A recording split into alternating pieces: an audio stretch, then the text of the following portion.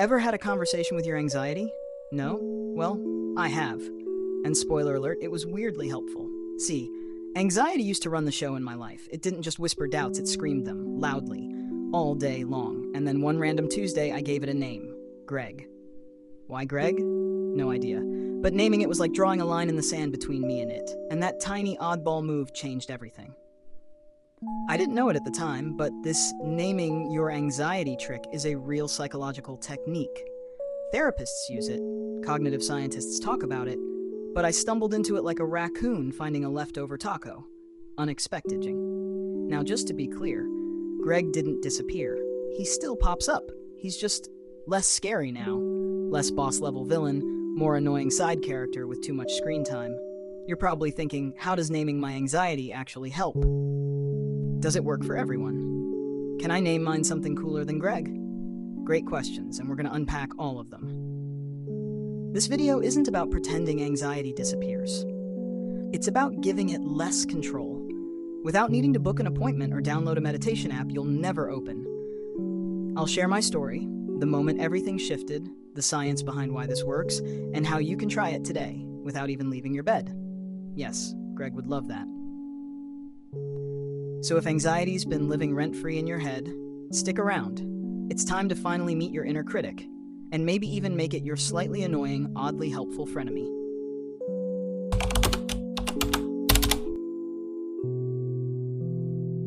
My first memory of anxiety? 3rd grade, spelling bee, final round. I blanked on the word scissors, a word I could spell in my sleep. My palms were soaked. My stomach was doing Olympic-level flips. My heart? Basically auditioning for a rock concert. I lost, obviously. But what stuck wasn't the loss, it was the feeling. That tight-chested, tunnel-visioned, something bad is about to happen sensation. That's when Greg probably moved in. I just didn't know his name yet. Fast forward to college. Anxiety and I were practically in a situationship. I'd overthink texts for hours, rehearse conversations in my head like I was prepping for Broadway, and don't get me started on social events. If there wasn't an exit plan, I wasn't going. But anxiety doesn't always scream. Sometimes it whispers in disguise. You're just being prepared. Better to play it safe. It's subtle, sneaky, strategic, and weirdly familiar. It convinced me I was smart for being cautious. That triple-checking emails and obsessing over what someone might think was just responsible. But deep down I knew. This wasn't productivity. This was fear on autopilot.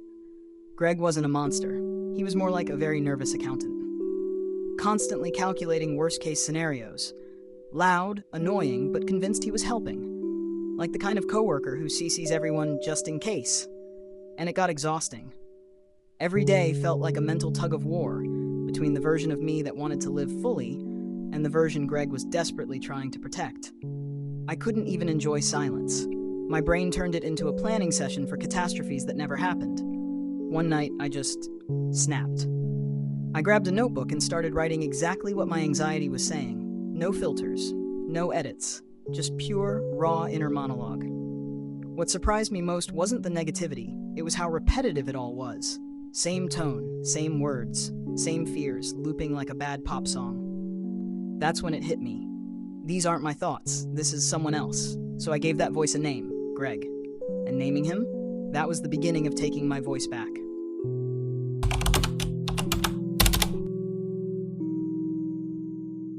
When I first called him Greg, it wasn't dramatic. I wasn't standing in front of a mirror making a proclamation. I was journaling one night and literally wrote, "Ugh, Greg won't shut up today." And I laughed, for the first time ever, about my anxiety. That moment did something unexpected. It cracked the tension. Suddenly, I wasn't fighting some invisible monster. I was dealing with Greg, this overly dramatic, doom-forecasting inner roommate with a caffeine addiction and no boundaries. Once Greg had a name, he had shape. He wasn't me anymore. He was separate, and that separation gave me power. Instead of drowning in anxious thoughts, I started saying things like, "Okay, Greg, I hear you. Chill." Or "Nice try, Greg, but I'm still going to that party." It sounds ridiculous. It is ridiculous. But that's the point. The ridiculousness added lightness, humor, distance. I even started imagining what Greg looked like. A stressed-out little guy in a wrinkled suit, holding a clipboard, warning me about every worst-case scenario with big bug eyes. always slightly sweaty, always anxious for me even when I wasn't. The key shift? I stopped automatically believing everything he said. I started questioning him, poking holes in his logic. Really, Greg? You think forgetting one email means I'll get fired and live in a box? Suddenly, his warnings became background noise. Still there, but easier to tune out. It stopped anxiety from being this shadowy cloud I couldn't define. Now it was Greg, and Greg was loud but not dangerous. Naming it didn't erase it, but it gave me a way to talk back, to create space between me and the storm. And in that space, I found clarity. I found choice. And I found just enough peace to start moving forward again.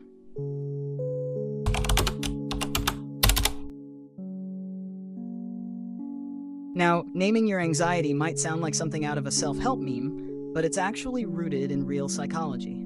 The technique is called externalization, and it comes from narrative therapy. The core idea? You are not your problems. By giving your anxiety a name, a character, even a goofy voice, you create distance between yourself and the emotion. In neuroscience terms, naming emotions activates the prefrontal cortex, the part of your brain responsible for rational thinking and decision-making. It literally helps shift your brain out of survival mode and into problem-solving mode. One study from UCLA found that simply labeling an emotion, like saying, "I feel anxious," reduced activity in the amygdala, the brain's fear center. That means the act of naming what you're feeling physically helps calm you down. When I named my anxiety Greg, I wasn't just being quirky. I was applying emotional regulation in disguise. And get this, the more specific and ridiculous the name, the better. Why? Because humor disarms fear. It tricks your brain into relaxing, even just a little. Psychologist Ethan Kross also talks about distanced self-talk, referring to yourself in the third person to gain clarity. Naming your anxiety is a similar hack. Instead of thinking "I'm panicking," you say, "Greg is panicking." Subtle difference, huge impact. This isn't woo-woo, it's language turning into leverage. Words give form to what feels overwhelming, and once it has form, it has boundaries. You go from being inside the chaos to observing it from the outside. And observation is where power begins. So, no, Greg isn't a miracle cure, but he's a reminder that emotions are just visitors, not permanent residents. And once you realize that, you can show them the guest room, or the door, or if it's Greg, the couch with a firm curfew.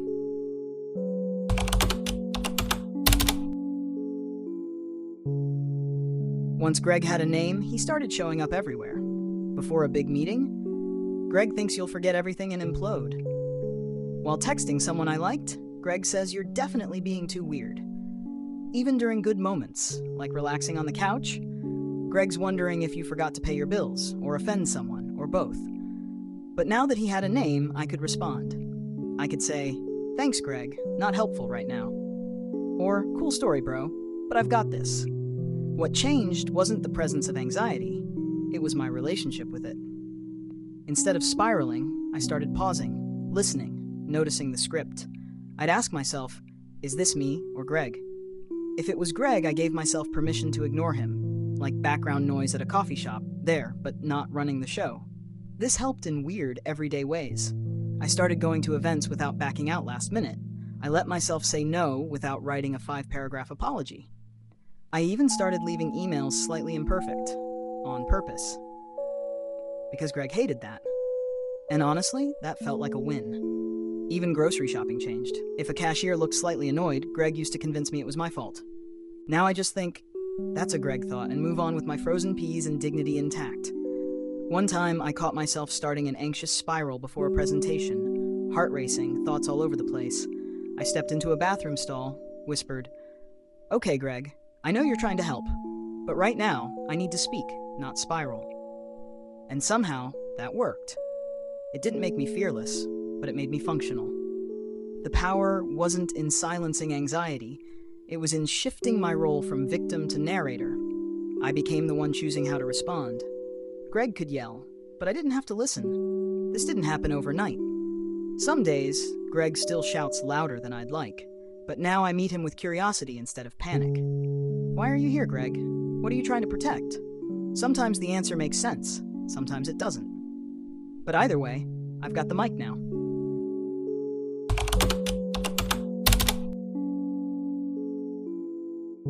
So, how can you try this? It's simple. And no, you don't need candles, crystals, or a therapist on speed dial. Step 1, notice the voice. Pay attention to your self-talk when you're anxious. What's it saying? How does it sound? Is it dramatic, critical, panicky? Step 2, give it a name. Pick anything. Silly, serious, personal, random. The goal isn't perfection, it's separation. My friend named hers Vicky. Another chose Captain Catastrophe. Go wild. The name isn't about accuracy, it's about creating space. Step 3, talk to it. Out loud if you can. In your head if you must. Challenge it. Laugh at it. Say, thanks for the input, Vicky. I'm good today. The goal is to interrupt the spiral and take the wheel back. Step 4, repeat. This isn't a one-time trick, it's a practice. The more you do it, the more natural it feels. One day you'll hear that anxious voice and think, oh hey, it's just Greg again. And if it feels awkward, perfect. That means it's working. Growth always feels weird before it feels right. You're not silencing your anxiety, you're learning to respond instead of react. Greg can still have opinions, but he doesn't get to drive anymore.